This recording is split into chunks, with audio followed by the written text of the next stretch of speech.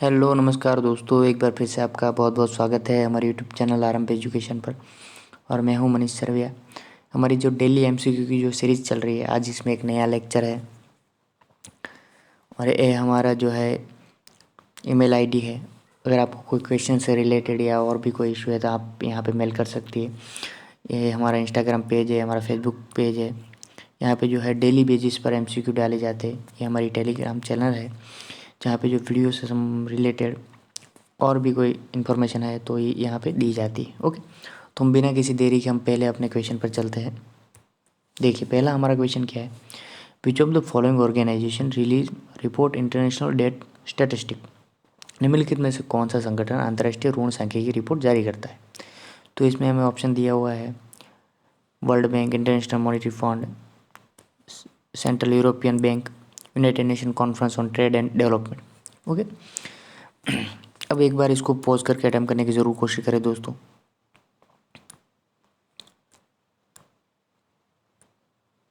अब देखिए, मैं बताता हूँ इसका आंसर जो है वो है वर्ल्ड बैंक। ओके, जो वर्ल्ड बैंक है उसके द्वारा इंटरनेशनल डेट स्टैटिस्टिक मतलब अंतर्राष्ट्रीय ऋण सांख्यिकी इसके द्वारा जारी किया जाता है।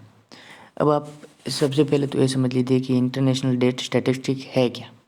ओके, अब ये जो है दोस्तों, ये एक जो है एक डाटाबेस है।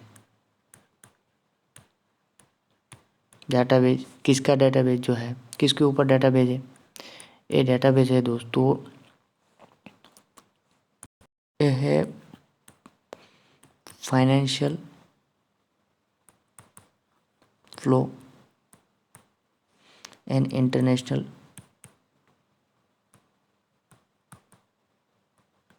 डेट, मतलब विदेशी उधार, अंतर्राष्ट्रीय उधार जो लिया गया है उसका एक जो है एक डेटाबेस है। ओके, अब ये दोस्तों जो है ये किसके लिए, ये जो है ये किसके लिए, ये जो है ये डेटर रिपोर्टर सिस्टम जो है उसके एक 128 जो है कंट्री जो है वर्ल्ड बैंक का जो ये डेटा रिपोर्टर सिस्टम जो है, डेटा रिपोर्टर सिस्टम जो है वर्ल्ड बैंक की, उसके 128 देशों की जो है ये डेटाबेस रिपोर्ट है। एक बार फिर से आप समझ लीजिए इसको। वर्ल्ड बैंक का जो है दोस्तों, वर्ल्ड बैंक का डेटा रिपोर्टर सिस्टम जो है उसमें 128 कंट्री का जो है एक डेटाबेस है और वो किससे संबंधित है, उस कंट्री का इंटरनेशनल डेट कितना है, मतलब अंतर्राष्ट्रीय उधार कितना है, और फाइनेंशियल जो है वो फ्लो कितना है। ओके, इसके बारे में एक रिपोर्ट ये जो है ये वर्ल्ड बैंक के द्वारा तैयार की जाती है। ओके, हाँ, ये जो है एनुअली तैयार की जाती है दोस्तों। और इसको जो है फॉर्मली इससे पहले जो जाना जाता था, इसको जाना जाता था ग्लोबल डेवलपमेंट फिनांस के नाम से इसको जाना जाता था, इस रिपोर्ट को इससे पहले। ओके, इसको जो है एन्युअली इसको पब्लिश किया जाता है। अब देखिए दोस्तों, यहाँ पे हमारे ऑप्शन में जो है ये IMF भी है। तो IMF और वर्ल्ड बैंक के बारे में कलेक्टिवली आपको बता देता हूँ। IMF और वर्ल्ड बैंक के बारे में देखिए, ये जो सेकंड वर्ल्ड वॉर जो हुई दोस्तों, उसके बाद पूरी दुनिया में इंटरनेशनल मॉनिटरी एंड फाइनेंस को रेगुलेट करने के लिए जो है कुछ चर्चाएं चली और उसके संबंध में एक कॉन्फ्रेंस हुई। कहाँ पे, ब्रिटेन वुड एक जगह है, होटल जो है कहाँ पे, USA के अंदर हेम्सपायर, वहाँ पे एक कॉन्फ्रेंस हुई और उस कॉन्फ्रेंस में जो है दोस्तों यहाँ पे 730 जो है डेलीगेट्स आए 44 कंट्री के। ओके, और 1 जुलाई से लेकर 22 जुलाई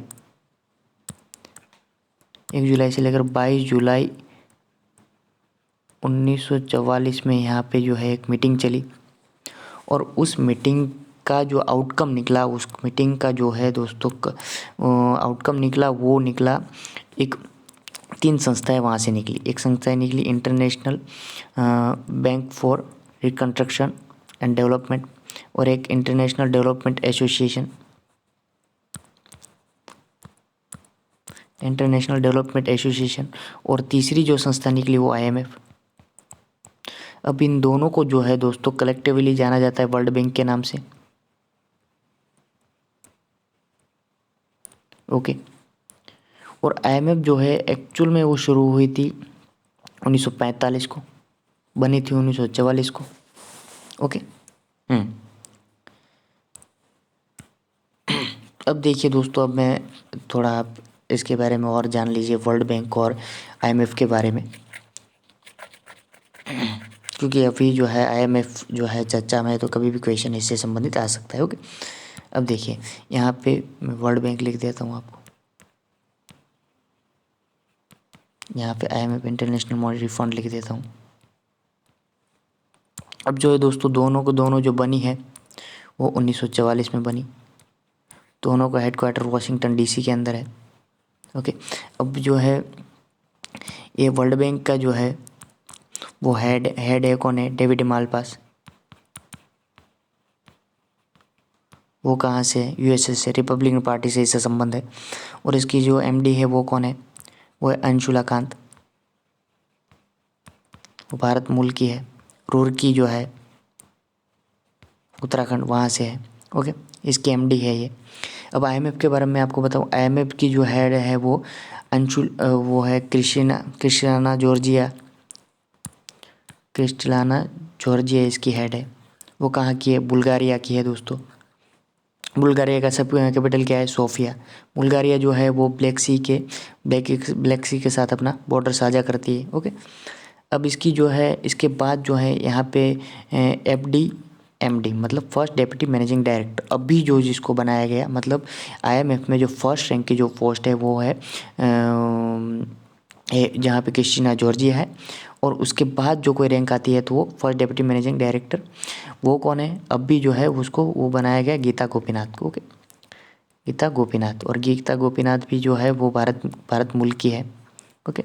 और एक कोलकाता की है। वो पहले क्या थी? गीता गोपीनाथ वो चीफ इकोनॉमिस्ट एडवाइज़र थी। और कब तक, कहाँ से? 2018 से वहाँ पे थी। ओके।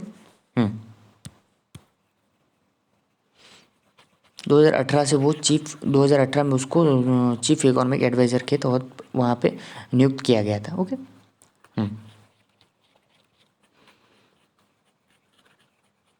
अब देखिए दोस्तों, यहाँ पे जो है यहाँ पे यूरोपियन सेंट्रल बैंक भी है। तो यूरोपियन सेंट्रल बैंक के बारे में मैं बताऊँ तो आप जो यूरोपियन सेंट्रल बैंक है वो 1998 में इसको बनाया गया था। फिर जो यहाँ पे United nation conference on trade and development है, उसको जो है 1964 में बनाया गया था दोस्तों। ओके। इसका जो हेड क्वार्टर है वो जेनेवा में है, स्विट्ज़रलैंड। अब यूरोपियन जो सेंट्रल बैंक है उसका हेड क्वार्टर जो है वो है फ्रैंकफर्ट, जर्मनी के अंदर। ओके। तो इसका जो आंसर बनता है दोस्तों वो है वर्ल्ड बैंक। ओके। नेक्स्ट चलते हैं। देखिए, वो among the following has been appointed as a president of Indian newspaper society. Indian newspaper society निम्नलिखित में से किसी इंडियन न्यूज़पेपर सोसाइटी का अध्यक्ष नियुक्त किया गया? KR गौरी, मोहित जैन, राकेश शर्मा, तन्मय महेश्वरी। किसको जो है ये प्रेसिडेंट नियुक्त किया गया? ओके। इसमें जो है मोहित जैन जो है दोस्तों, ये सही आंसर हमारा है। देखिए मोहित जैन, इंडियन एक्सप्रेस का एक आर्टिकल है। देखिए Mohit Jain elected Indian newspaper society president. Okay.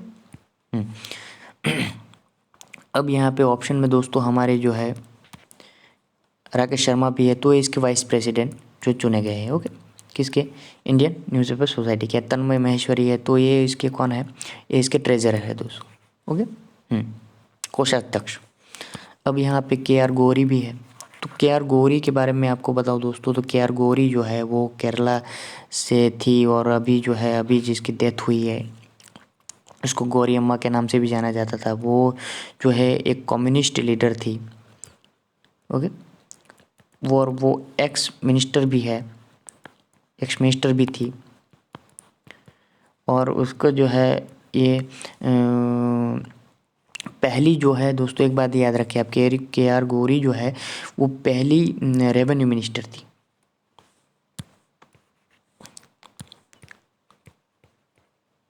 वो पहली केरला की रेवेन्यू मिनिस्टर थी। ओके, अब वो क्या, अब जो एक और बात है इसके बारे में थोक फैक्चुअल इन्फॉर्मेशन थोड़ी जान लीजिए आप। 1994 में जो है सीपीएम के जो लीडर थे उसके साथ ओपिनियन कुछ साझा नहीं हुए, उसके साथ कुछ दिक्कत हो जाने के बाद उसको वहाँ से बेदखल कर दिया गया। और वो फिर बाद में उसने जो है वो एक समिति बनाई अपनी, जनाधिपति संरक्षण समिति, अपनी पार्टी बनाई, जनाधिपति संरक्षण समिति, अपनी खुद की पार्टी बनाई। ओके, कभी इस पार्टी का नाम आ जाए जनाधिपति संरक्षण समिति, उसने खुद के आर गौरी ने बनाई। ओके, ये तो गौरी अम्मा के नाम से जाने जाते थे, अभी जो है जिसकी डेथ हुई। ओके, तो इसमें इतना ही दोस्तों, आगे चलते हैं। अब यहाँ पे देखिए ये क्या है, which of the following is a nodal ministry to implement the MP LAD scheme. MP LAD जो स्कीम है उसको उसकी नोडल मंत्रालय कौन सी है? Ministry of rural development, ministry of static and programme implementation, housing and urban affair, none of the above. तो अब ये member of parliament local area development scheme जो है उसका फुल फॉर्म में है दोस्तों। अब एक बार इसको पॉज करके अटेम्प्ट करने की कोशिश ज़रूर करें। इसमें जो हमारा आंसर बनता है वो है ministry of static and programme implementation. Okay, यहाँ पे रूरल मिनिस्ट्री भी दिया हुआ है दोस्तों। तो रूरल मिनिस्ट्री जो है उसके तहत ये जब बनाई गई थी 23 दिसंबर 1993 को, तब जो है रूरल डेवलपमेंट ये मिनिस्टर के तहत ही आती थी। लेकिन फिर क्या हुआ कि अक्टूबर 1994 को जो है ये इसके तहत, इस मिनिस्ट्री के तहत अब काम करने लगी। ओके, हाँ, अब एमपी-लेड के बारे में भी कुछ बातें आप जान लीजिए दोस्तों।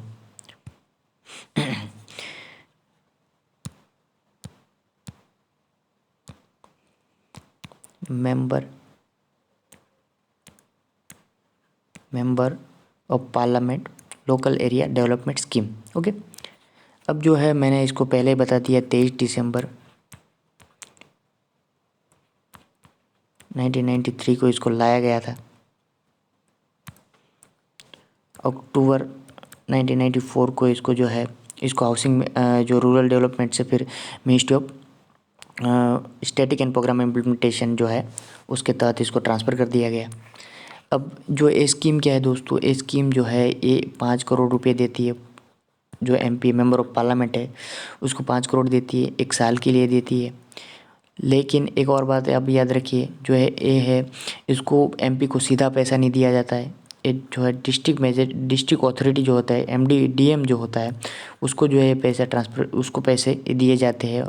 और फिर जो है ये जो एमपी होते हैं वो रिकमेंडेशन करते हैं कि आप इस काम में इस पैसे को लगाए, इस काम में इस पैसे को लगाए। ओके, अब एक रिकमेंडेशन करने का भी एक नियम है, कैसे रिकमेंडेशन किया जाता है। तो मेंबर ऑफ जो लोकसभा का मेंबर है, ओके, अब जो लोकसभा का मेंबर जो है, फिर राज्यसभा का मेंबर जो है, जो इलेक्टेड मेंबर है लोकसभा और राज्यसभा के जो इलेक्टेड मेंबर है। अब लोकसभा का जो इलेक्टेड मेंबर है उसको उसकी जो कॉन्स्टिट्यूंसी है, उसका जो मत क्षेत्र है, ओके, वहाँ पे उसके किसी भी एक डिस्ट्रिक्ट में वहाँ पे रिकमेंडेशन करने का उसके पास राइट है। उसकी जो कॉन्स्टिट्यूंसी में ये वो रिकमेंडेशन कर सकता है। राज्यसभा का जो मेंबर है इलेक्टेड मेंबर, यहाँ पे इलेक्टेड मेंबर, ये भी इलेक्टेड मेंबर, राज्यसभा के इलेक्टेड मेंबर है, वो राज्य जहाँ से चुन के आया है, जिस राज्य से, जिस स्टेट से वो चुन के रहा है, वहाँ पे उस स्टेट के कोई भी डिस्ट्रिक्ट में वो रिकमेंडेट कर सकता है एमडीएम को कि आप जो है यहाँ पे इन्वेस्ट करें। ओके, वो मतलब वहाँ पे पैसे जो है ये पैसे का यूज़ करें। अब जो है नॉमिनेटेड मेंबर जो है लोकसभा का और राज्यसभा का, जिसको नॉमिनेट किया जाता है, वो पूरे भारत के, पूरे इंडिया के किसी भी डिस्ट्रिक्ट में जो है उसको पसंद कर सकता है और किसी भी डिस्ट्रिक्ट को चूज़ कर सकता है। एक बार फिर से सुन लीजिए, इलेक्टेड मेंबर जो लोकसभा का होता है उसकी कॉन्स्टिट्यूंसी जो है, उसका जो डिस्ट्रिक्ट उसी में हो रिकमेंडेड कर सकता है। राज्यसभा का मेंबर जिस राज्य से वो चुन कर आया है उसके किसी भी डिस्ट्रिक्ट में वो रिकमेंडेड कर सकता है। लेकिन नॉमिनेटेड मेंबर जो है राज्यसभा और लोकसभा के, वो भारत के किसी भी डिस्ट्रिक्ट में वो कह सकते हैं कि आप यहाँ पे पैसा खर्च करें। अब जो है पैसा किन चीज़ों में खर्च करना होता है दोस्तों? पैसा खर्च करना होता है रोड बनाने के लिए। फॉर एग्जांपल रोड बनाने के लिए, रोड बनाने के लिए पैसा खर्च करना होता है, सैनिटेशन के लिए,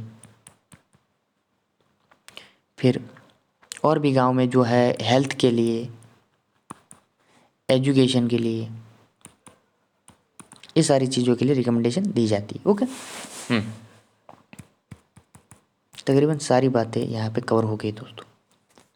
अब ये न्यूज़ में क्यों था दोस्तों, एक बात ये भी जान लीजिए, क्योंकि न्यूज़ में इस वजह से था कि अप्रैल 2020 की अप्रैल में जो है इसको 2 साल के लिए रोक लिया गया था। ओके, और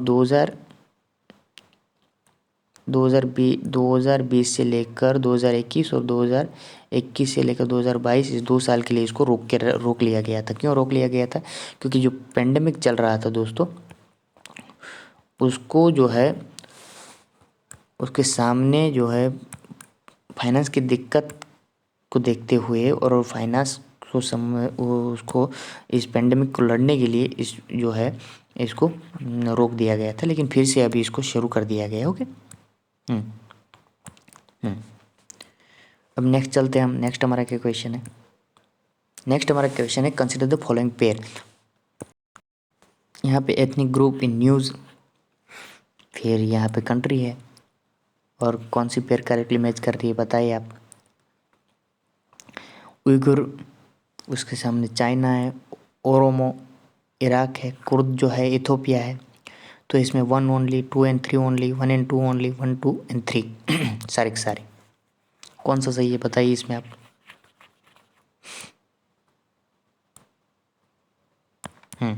इसमें जो सही बनता है दोस्तों वो 1 ओनली, एक पहला ही सही है। क्योंकि ओरोमो जो है वो इथोपिया की एक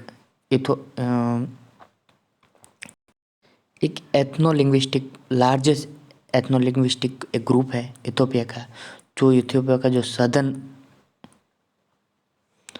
पार्ट है जो इथोपिया का, वो उसको वहाँ पे है, वो उसको ऑक्यूपाई किया हुआ है। फिर कुर्द जो है वो इराक के अंदर, इराक और आसपास की कंट्री में जो है वो उसको कुर्दिस्तान कहते हैं, वहाँ पे कुर्द जो है। उइगुर जो है वो चाइना में। अब ये क्यों न्यूज़ में है दोस्तों? ये जो है उइगुर जो है मुसलमान के ऊपर, उइगुर मुसलमान है, जिनजियांग प्रोविंस जो है चाइना के अंदर, तो उसके वहाँ पे उसको टॉर्चर किया जाता है, उसको डिटेन कर लिया गया है वहाँ पे। ओके, उसको सर्वेलेंस में रखा गया है। तो उसके खिलाफ़ जो है यूएसए ने एक जो है यूएस कांग्रेस ने एक बिल पास किया है और उसके ऊपर जो है चाइना के ऊपर सैंक्शन लगा दिया है। तो इससे ये न्यूज़ में है। ओके, अब इसमें हमारा ये आंसर बनता है। अब देखिए, इसको कुर्दिस्तान कहते हैं लोग। ओके, जिसमें इराक का भाग है, ईरान का भाग है, टर्की का भाग है। ओके,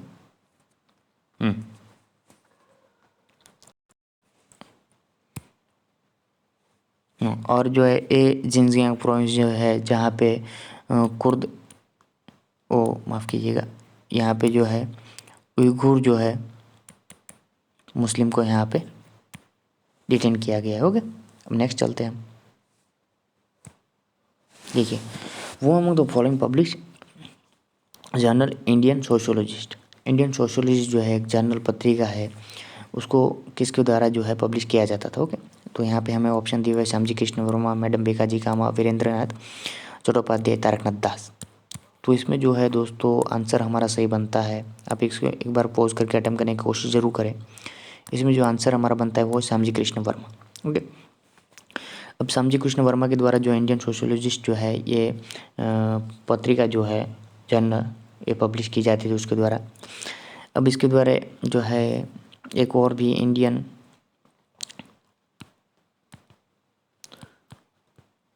होम रूल सोसाइटी भी इसके द्वारा बनाई गई थी।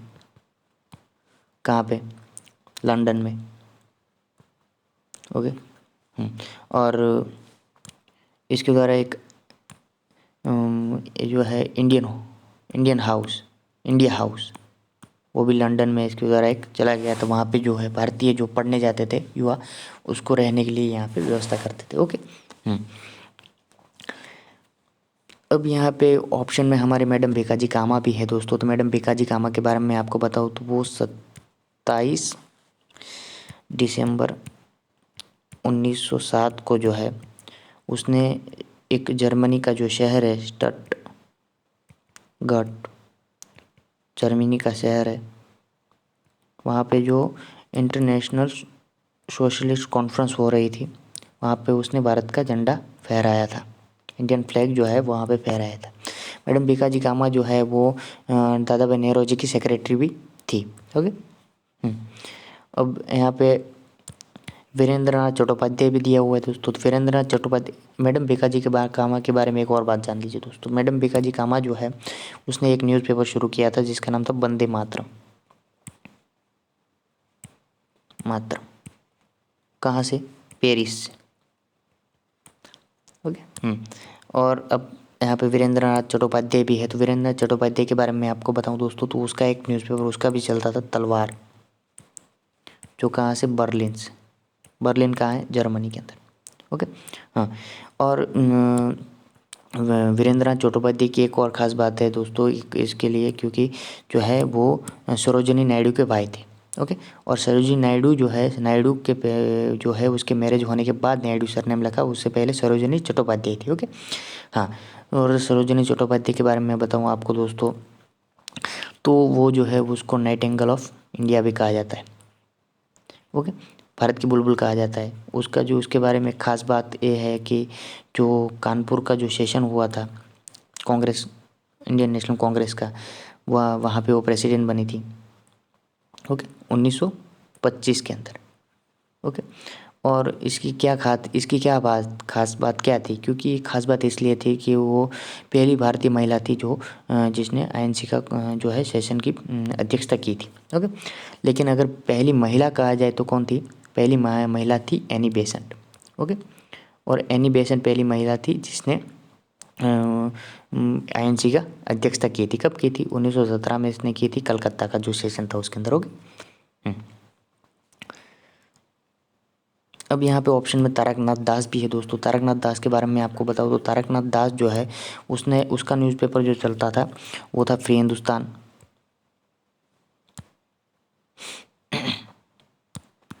उसका फ्री हिंदुस्तान एक न्यूज़पेपर चलता था दोस्तों। और वो कहाँ से उसने फ्री हिंदुस्तान जो है